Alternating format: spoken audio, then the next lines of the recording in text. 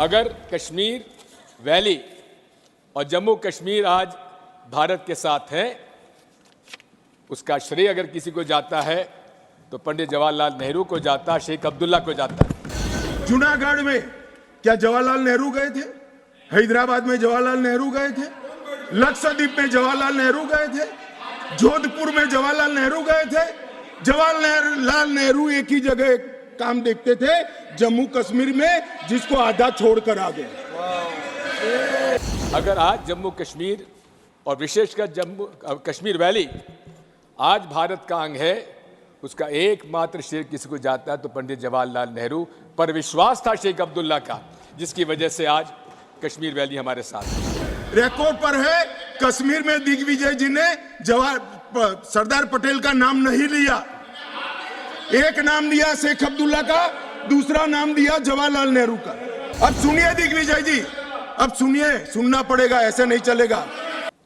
अगर कश्मीर वैली और जम्मू कश्मीर आज भारत के साथ है, उसका श्रेय अगर किसी को जाता है तो पंडित जवाहरलाल नेहरू को जाता, शेख अब्दुल्ला को जाता। और दूसरी तरफ जूनागढ़, जहां बाहुल्य था हिंदुओं का, वहां नवाब साहब अपने हवाई जहाज में बेगमों को छोड़ गए, बाकी लोगों को ले गए और पाकिस्तान चले गए, लेकिन जूनागढ़ भारत का आज एक अंग है। आप कितना ही अमित शाह जी पंडित जवाहरलाल नेहरू जी के बारे में कुछ भी कहें, लेकिन एक बात मैं आपसे कहना चाहता हूं, अगर आज जम्मू कश्मीर और विशेषकर जम्मू कश्मीर वैली आज भारत का अंग है, उसका एकमात्र श्रेय किसी को जाता है तो पंडित जवाहरलाल नेहरू पर विश्वास था शेख अब्दुल्ला का, जिसकी वजह से आज कश्मीर वैली हमारे साथ है। सर, आर्टिकल 370 के बारे में बहुत सारी बातें कही गई, आतंकवाद समाप्त हो जाएगा, लेकिन आर्टिकल 370 में बचा क्या था? 90% जो अलग से आर्टिकल 370 के प्रोविजंस थे, वो तो इंडियन कॉन्स्टिट्यूशन के साथ उसमें समावेश कर दिए गए थे पहले, धीरे धीरे, इसलिए उसका कोई असर नहीं था। और कहा था आतंकवाद खत्म हो जाएगा, समाप्त हो जाएगा, लेकिन क्या आतंकवाद समाप्त आज हो गया? रोज हम आतंकवाद की गतिविधियां वहां पर देख रहे हैं, हमारे लोग शहीद हो रहे हैं। मैं आज फिर से कह देता हूं, मान्यवर, बैठ जाइए दिग्विजय जी, अब हो गया, लोग समझ चुके हैं आपको, बैठ जाइए। मान्यवर he is not yielding, go ahead, honorable home minister, he is not yielding। मान्यवर, मैं स्पष्टता करना चाहता हूं, गुर्जर भाइयों की एक भी सीट लिए बगैर बड़े संवेदनशीलता से बकरवाल भाइयों को दिया जाए, हमें कोई आपत्ति।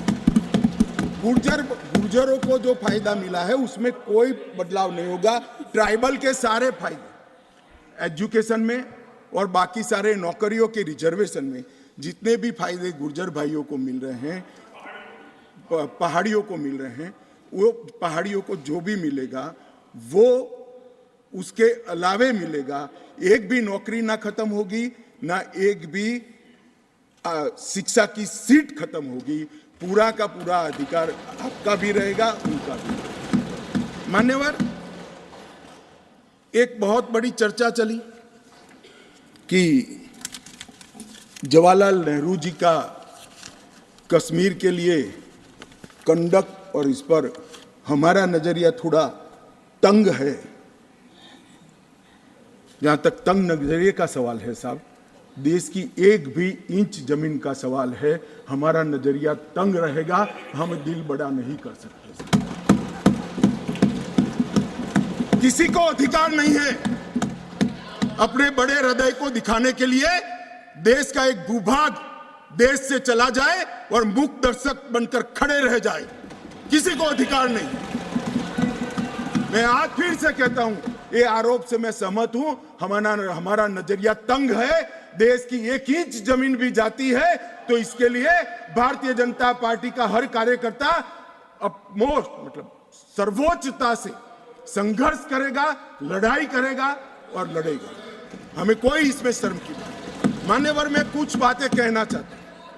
बहुत कुछ कहा है, अभी कहा गया नेहरू के कारण कश्मीर यहां है, नेहरू जी के न होते तो शायद ये बिल ही नहीं आता और कश्मीर होता ही नहीं, इस तरह से कहा।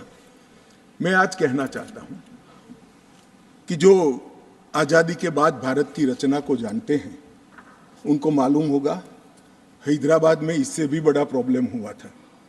क्या जवाहरलाल जी गए थे क्या?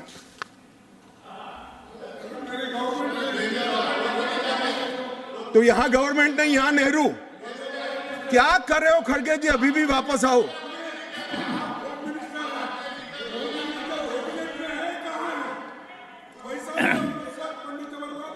एक मिनट, रिकॉर्ड पर है।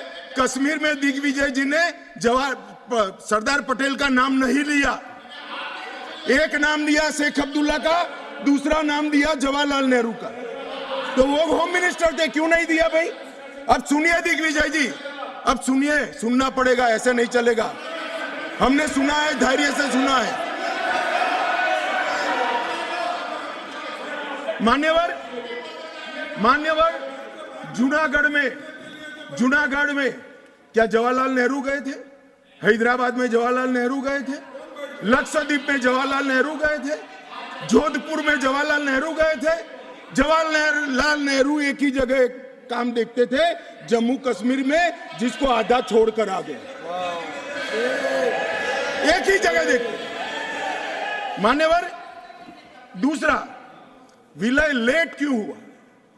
सारे लोग जानते हैं साहब, इतिहास को 1000 फुट नीचे दफन कर दो, वो ऐसा बीज है जो वटवृक्ष बनकर सच्चाई बाहर आ जाती है। सब जानते हैं कि हमारा विलय इसलिए लेट हुआ कि महाराजा पर किसी एक व्यक्ति